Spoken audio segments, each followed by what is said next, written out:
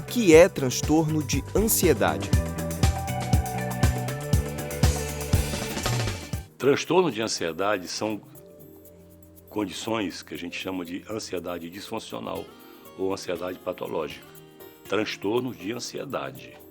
Não confundir com manifestação natural da ansiedade, que é outra condição.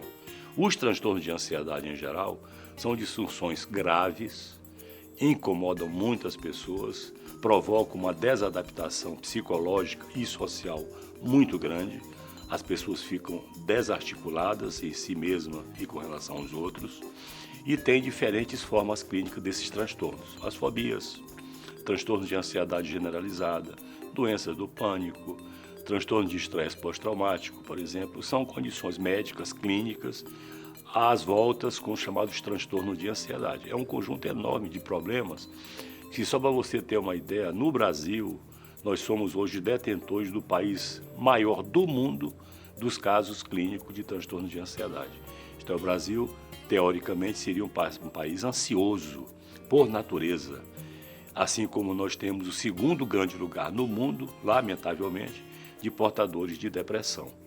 Então, os transtornos de ansiedade realmente ocupam no mundo todo um destaque, sobretudo agora, depois dessa pandemia. No curso natural dessa pandemia, houve um incremento gigantesco de casos de transtorno de ansiedade na população brasileira. Existe ansiedade boa e ansiedade ruim? Não. Existe ansiedade natural, normal, e ansiedade funcional e ansiedade disfuncional. Do ponto de vista médico e de conceito, existem desses dois tipos de ansiedade. Vamos chamar de ansiedade boa a chamada ansiedade funcional. Por quê? Porque ela é protetiva. Ela nos avisa de riscos e de mudanças. Todas as condições que nós humanos, em condições naturais de vida, anunciamos ou passamos por qualquer mudança, seja desse tamanhozinho, seja desse tamanho, a ansiedade é que é evocada a ansiedade para que a gente se adapte àquela circunstância nova.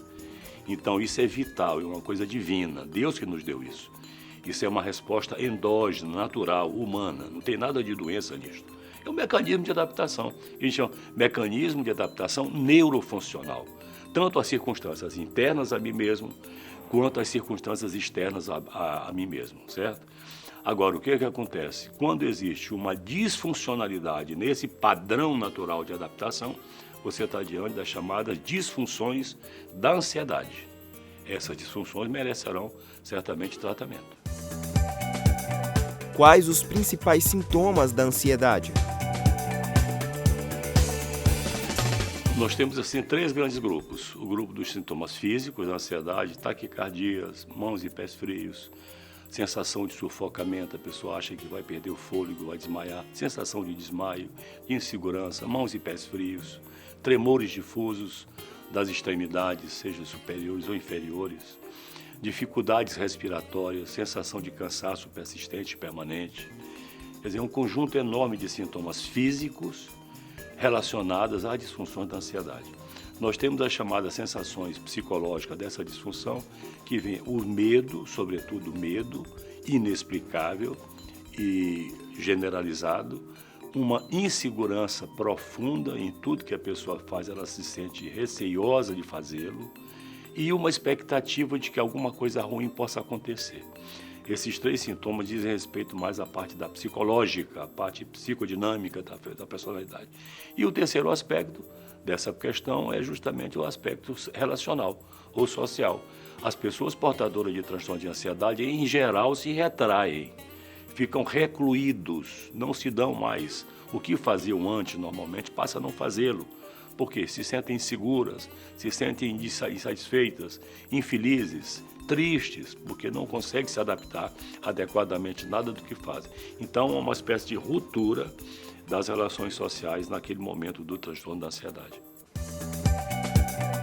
O que você acha dos tratamentos com medicação para ansiedade?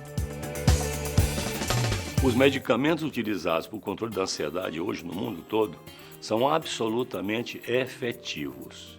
São medicamentos altamente especializados que tratam, que recuperam e impedem que a pessoa volte a apresentar esses sintomas.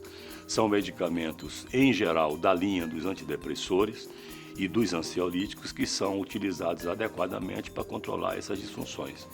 Lamentavelmente, existe um preconceito gigantesco com relação à utilização de medicamentos utilizados em psiquiatria em geral.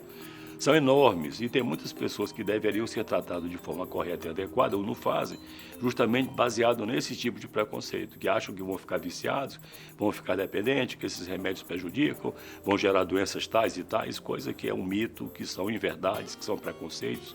Por quê? Porque são fármacos absolutamente seguros e históricos. Nós podemos, por exemplo, situar na década de 60 para cá o apogeu do desenvolvimento e da evolução desses medicamentos. Então, o ideal é que as pessoas sigam a orientação médica, usem seu medicamento seguramente e que depois que a pessoa se recuperar plenamente, se retira isso de forma tranquila, sem problema algum.